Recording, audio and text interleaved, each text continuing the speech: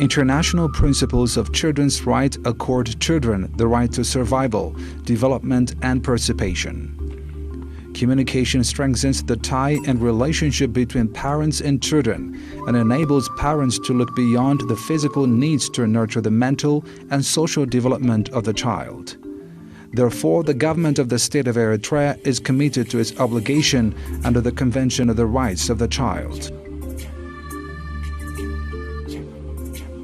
President Isaias Afwerki signed the convention in 1994, which is a vivid demonstration of Eritrea's stance towards fully respecting the rights of the child.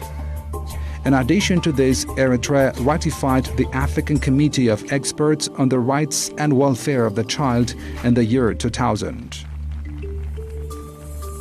Therefore, Eritrea is committed to its obligation under the Convention of the Rights of the Child. Bearing this in mind, Eritrea hosted a workshop on Africa's Agenda for Children 2040 at Hotel Asmara Palace in Asmara from October 31st to November 1st, 2019. The workshop, convened by African Committee of Experts on the Rights and Welfare of the Child, was held under a theme, Fostering an Africa Fit for Children.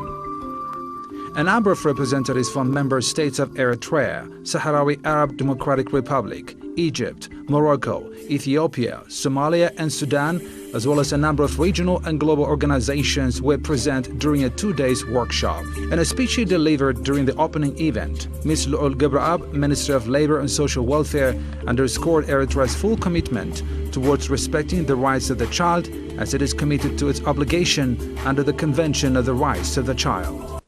As you will recall, Eritrea signed the CRC soon after its formal independence on the 24th May 1993.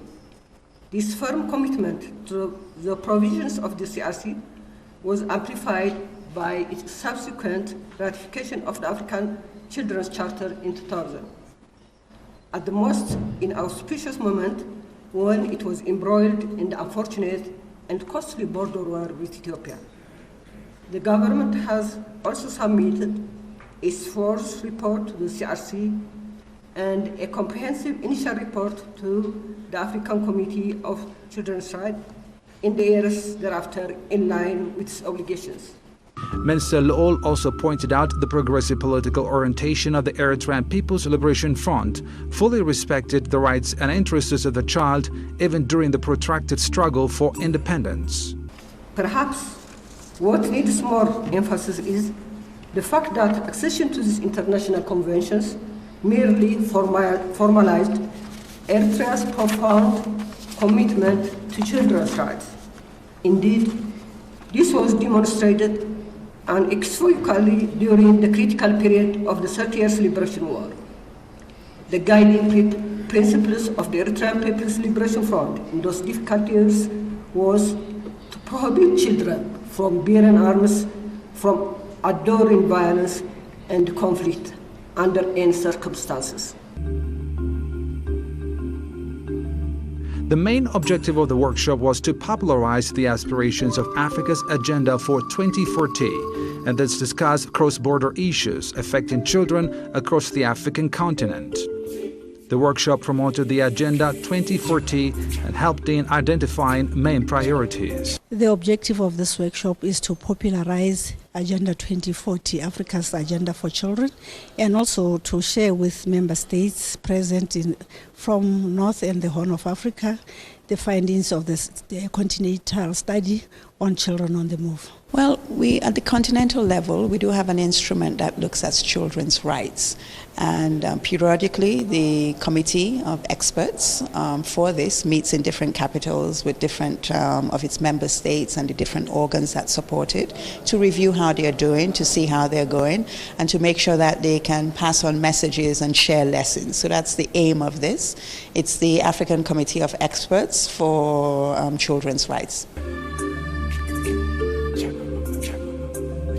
Representatives of member states and regional and global organizations presented a number of research papers and held discussions on the objective and mission of the Agenda 2040, experiences of member states, African Children's Charter, and the African Committee of Experts on the Rights and Welfare of the Child, and other issues concerning children.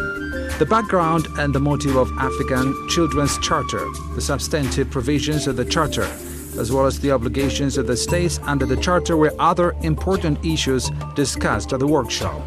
Okay, well, when you say the African Union, as you know, it's very general, but we have different organs and institutions within the African Union which have various mandates, and one of the organs which actually organized this workshop is called the African Committee of Experts on the Rights and Welfare of the Child. The African Committee of Experts on the Rights and Welfare of the Child is an African Union human rights organ established by the heads of states and governments of the then Organization of African Unity to monitor the implementation of what we call the African Charter on the Rights and Welfare of the Child. And the African Charter on the Rights and Welfare of the Child is the continental instrument which outlines the rights of children and, of course, the duties and responsibilities of member states, which the state of Eritrea is also a party to this charter. Eritrea had no greater agenda than the best interests of its children and the discharge of its responsibilities. The policies issued by various governmental entities on the rights and welfare of the Eritrean child attest to the endeavors of the government to guarantee the development of the child to the maximum extent possible. Eritrea's progress, first of all, we received the report of the state of Eritrea in 2015, and that was, to us, was an indicator of their commitment to the Children's Charter. And then we have also forwarded to them our concluding observations, and we are planning to come in the near future to do a follow-up mission. Extensive discussions were held on the mandate and composition of the committee and the work, achievements recorded and the challenges encountered by the committee in general and in Horn and North African regions in particular. Maybe, first of all, the challenges, the achievements is the reporting that has really improved significantly, and then the ratification also has improved significantly. The challenges that we have is that sometimes, even in the reporting, some state parties report legislative reforms without indicating the effectiveness of those legislative reforms.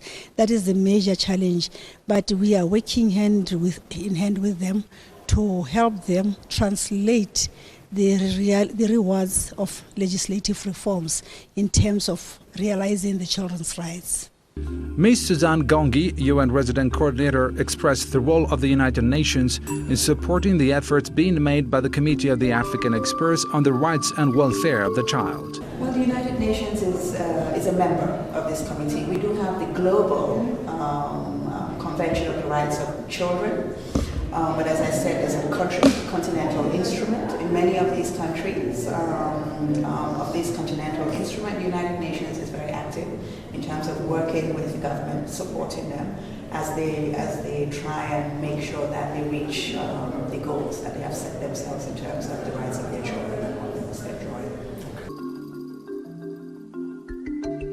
Representatives of member states presented their legal, policy and institution frameworks in place to protect children's rights in light of the Agenda 2040 and the African Children's Charter.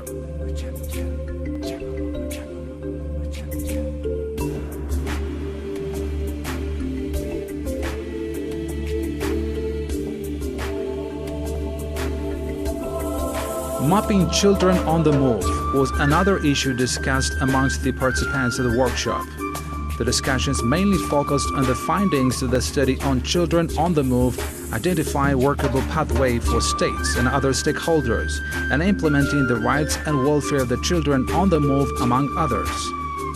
Well, how do we evaluate? First, by receiving state party reports. That's the most critical indicator of how well countries are doing. So if you receive state party reports, we are able to decipher from those reports how well the country have done in terms of domestication of the charter, instead of now translating legislation into policy and into programs and delivering the mandate, the aspirations of the Charter.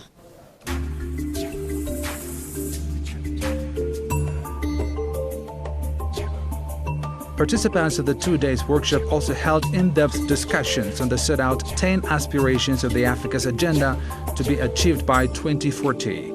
These aspirations are meant to proceed and thus identify action steps, mostly but not exclusively to be taken by states for the first period of the first phased 25 years journey ahead.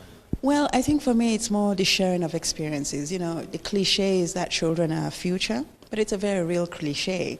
We will not achieve sustainable development unless we make sure that certain investments are made in our children, because the quality of the world we're going to have tomorrow is going to be largely dependent on the quality of the childhood our children experience today. So I think a lot of it is sharing experiences. There are many aspects to the rights of children that really needs to be looked at. I think particularly in this meeting they will be looking at a particular study that was done by this committee about children on the move. There's a lot of movement in the Horn and elsewhere on the continent, and trying to look at why children are moving. A lot of this is due to poverty, due to lack of opportunities that they face at home, and what are some of the measures that member states need to take to support these children.